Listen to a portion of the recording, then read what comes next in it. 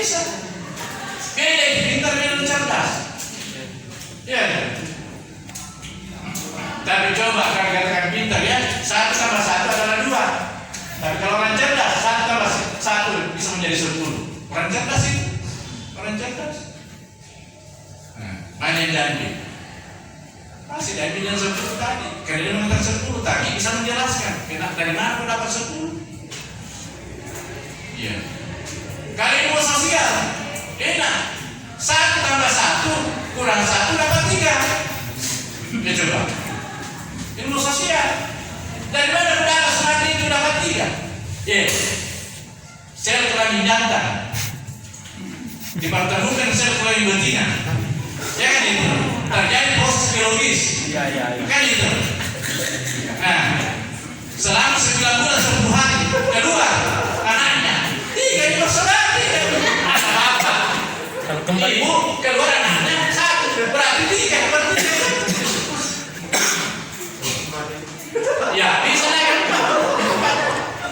Ya. Ada pernah saya tanya kan, Pak, itu kemana kanta itu cuma hanya 2 menit saja. Jadi yang kakak itu dilahirkan 2 menit kemudian keluar kakaknya karena sabar nih. Hebat itu, benar saya hebat. 2 menit saja mamanya melahirkan. 2 menit saja antaranya 2 anaknya. Kan tidak itu bersama keluar. Bahaya itu Megawati. Itulah adanya Tuhan.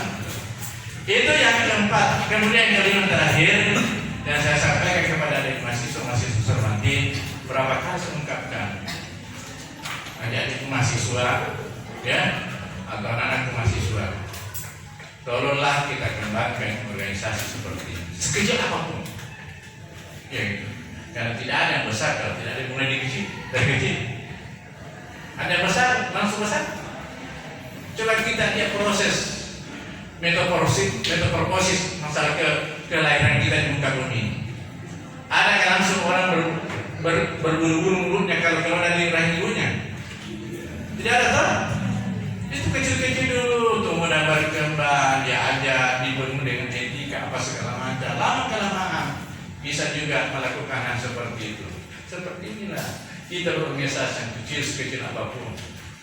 Tapi jangan kita pernah mengatakan bahwa saya berorganisasi di kampus Pancasakti dulu di FKIP, saya mau dilahirkan di sana.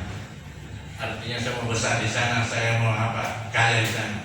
Tidak ada sejarahnya bahwa kita mengembangkan organisasi itu organisasi bisa memperkaya kita. Tapi yakin ada percaya. Ketika kita mengharapkan suatu organisasi tumbuh dan berkembang baik dan benar, maka kita harus punya kontribusi besar untuk organisasi. Ya, ini yang perlu saya sampaikan. Jangan kita mengharap bahwa kita menghidupi organisasi itu, tapi bagaimana caranya berorganisasi itu, bagaimana kita harus bisa melahirkan organisasi tumbuh dan berkembang karena berkat adanya kita ada di dalamnya. Ya, ini yang perlu saya sampaikan. Dan terakhir yang saya pesankan kepada adik mahasiswa bahwa FKIP ini adalah merupakan salah satu mahasiswa yang penuh perjuangan berat dan tantangannya berat sekali. Kenapa saya katakan berat? Karena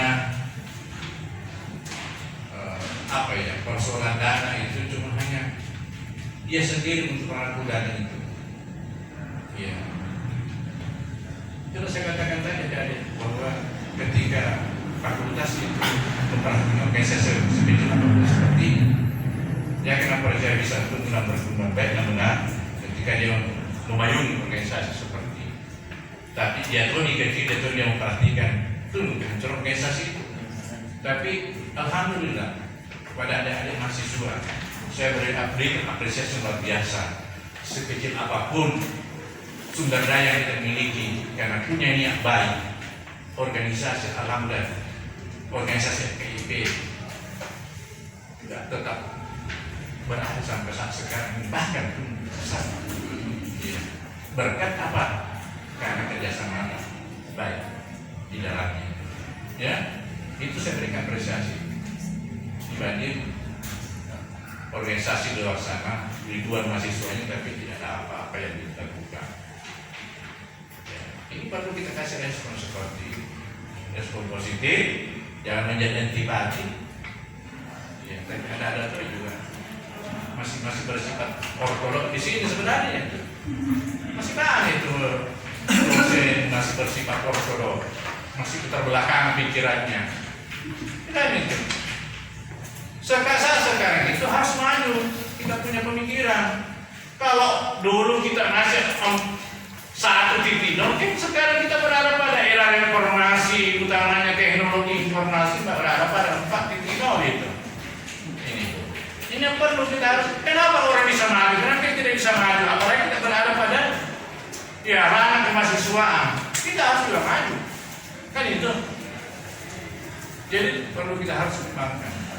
Masih banyak sekarang itu dosen tidak tahu komputer. Masih banyak itu dosen masih banyak. Dosen tidak tahu sentuh komputer. Dia mau mempertahankan ternyata dia nilai dan pasti terhapus semua itu. Dia kotak kaca dulunya. Bagaimana caranya anu ini? Kenapa hilang? Maka mau potolong. Mungkin orang biasa. Karena orang tua yang tolong sudah nih habis. Bagaimana bisa kembali itu tidak bisa karena dia sudah dilihat sendiri. Maunya di set. Bukan dilihatnya. Makin sudah lihat habis itu. Siapa suruh bodoh? Siapa suruh itu perkembangan bodoh gitu. Padahal teknologi itu adalah bagaimana kita beradaptasi pada lingkungan teknologi sekarang untuk mengembangkan kepribadian seorang dosen untuk maju setara dengan dosen-dosen yang lain. Itu satu teknologi. Belum wilayah mengatakan itu siapa suruh masuk Pancasila. Dulu ini sekarang dosen. Siapa yang mengeluarkan subjek dan objeknya itu, subjek dan objek itu harus berparalel seperti itu.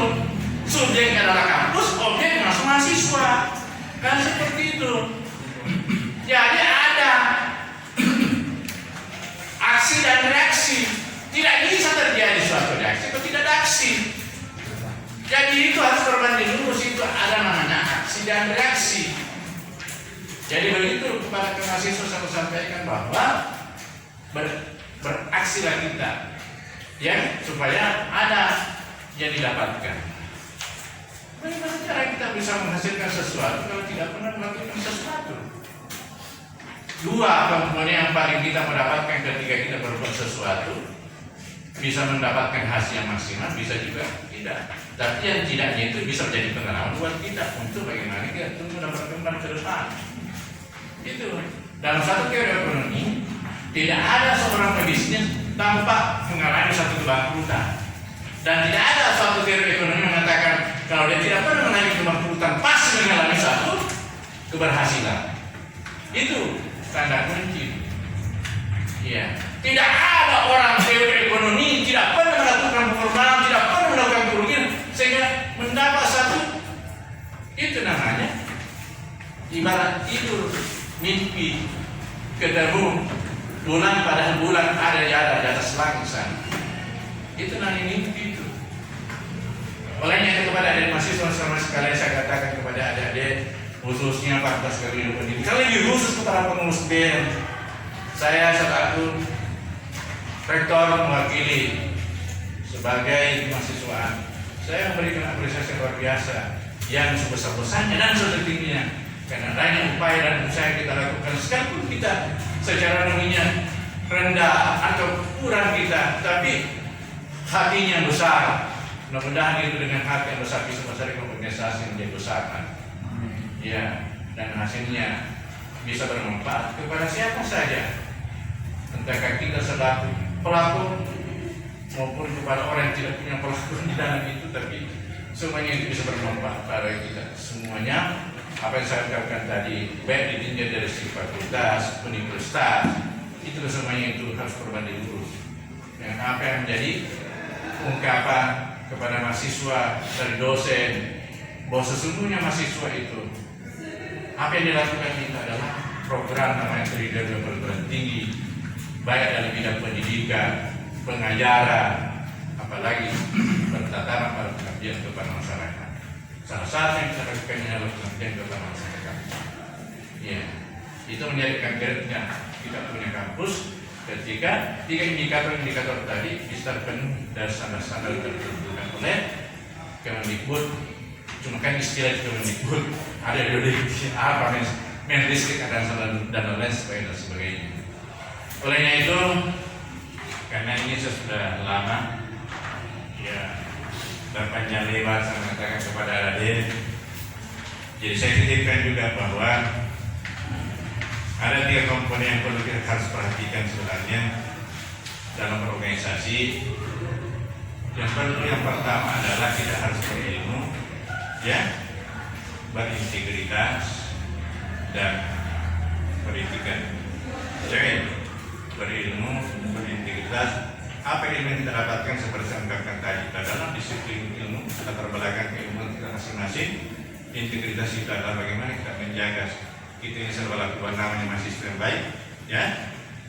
Dan kita harus juga beretika dan artian kita harus melihat psikontosial situasi dan kondisi yang ada pada lingkungan apa yang kita lakukan, apa yang kita lihat, apa di samping kiri kanan kita. Ibarat kita mengendarai suatu mobil, apalagi kalau kita nyetir, bukan hanya melihat ke depan saya, tapi kita melihat berapa kaca kiri kanan dan melihat kaca di dengin itu apakah ada orang di belakang atau ada orang di samping, apalagi di depan. Jadi sekali lagi terima kasih namanya pengurus BEM yang sempat hadir. Kita membagi pemikiran-pemikiran. Ya, tentu saja pemikiran-pemikiran itu tadi mungkin saja ada yang salah, buang jauh-jauh, tapi sesuatu kebaikan. Mari kita filter dengan baik, dan kalau bisa kita kembangkan saat sekarang dan akan datang. Ya, olehnya itu sekali lagi saya katakan mohon maaf. Saya yakin bahwa apa yang saya sampaikan itu jauh lebih banyak dibanding kebenarannya, tapi saya berusaha menyampaikan dengan kebenaran itu sesuai dengan kondisi yang ada pada input dari para saksi.